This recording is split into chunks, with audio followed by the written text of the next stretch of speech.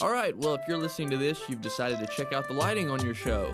I'm Brent Gray, studio coordinator. And I'm Brian Hagan, studio manager.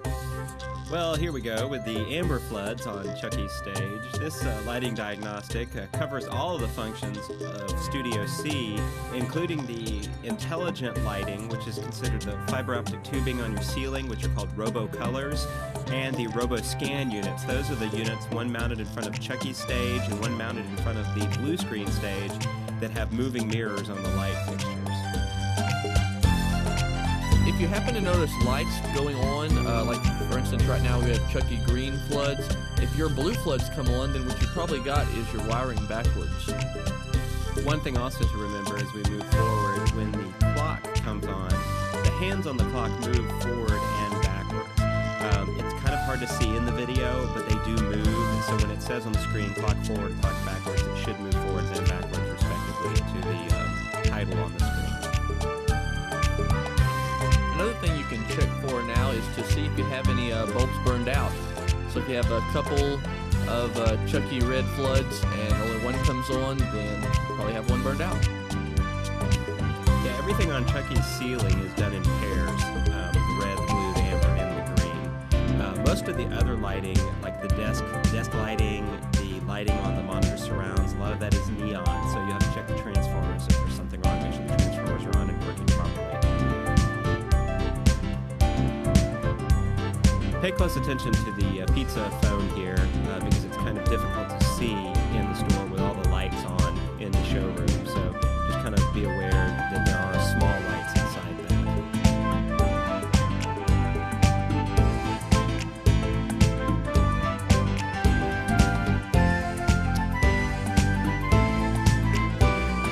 Brian, did you choose this music?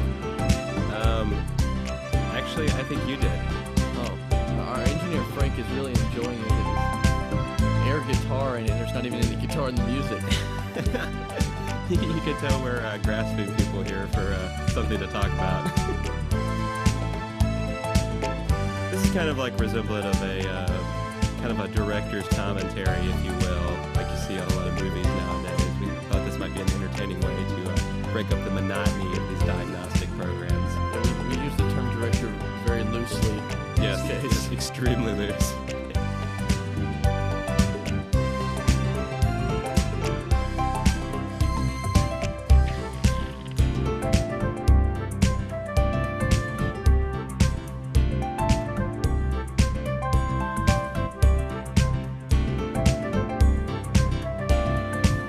One thing to notice about the Chucky spot there is it should not have a hard edge on it. It should be a soft edge all the way around, so it just kind of glows when it lights up on him.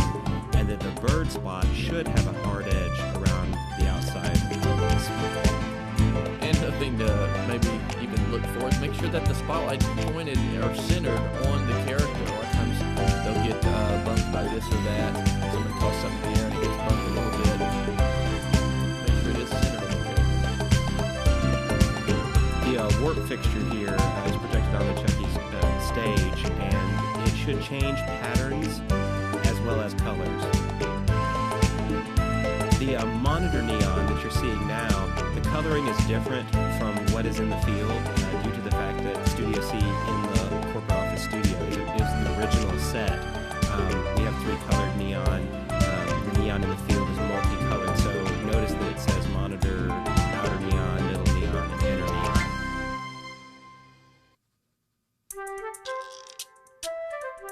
I believe you can basically follow the description for that one. Isn't that right, Brian, for the ones that are in the field? The actual description is exactly what Yes, exactly as long as you follow that description, you'll have the correct circuits going.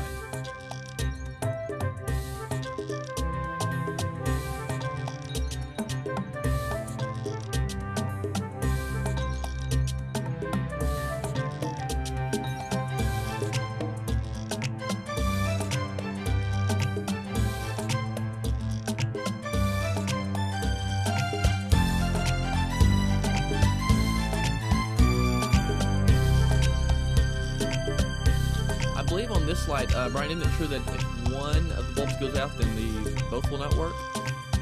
Yes, if one bulb does go out, then the whole fixture will not light up. It will still spin, but it will not light up. It's always best to replace those bulbs in pairs, because usually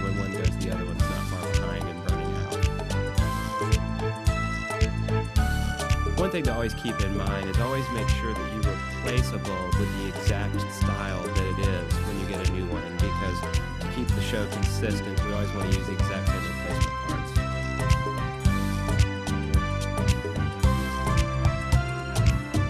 You might notice our beautifully decorated tablecloth there in front of the interactive console.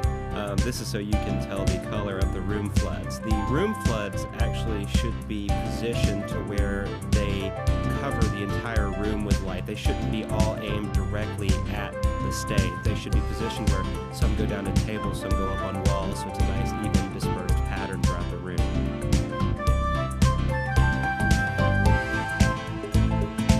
You know, if you look real close into that center monitor, you can see me standing at the camera.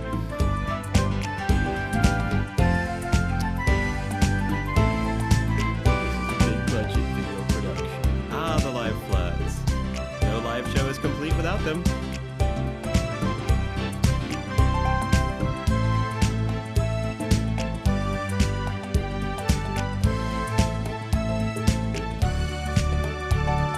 The ROBOCOLOR units that you see here, the fiber optic tubes, this is a automatic random mode, so your colors may not match this exactly, but as long as all the tubes come on and two of them, each pair starts lighting differently, then they're working accurately. Same thing goes for these ROBOSCANs. We're actually taking an image of the floor here. The ROBOSCANs will be projecting onto the tables in your showroom, moving around. It's just an example of the lights changing patterns and roaming around. Yours will automatically be different colors, different patterns. You just want to check, make sure that the mirrors are moving, the patterns are changing, and everything else, so that they work properly.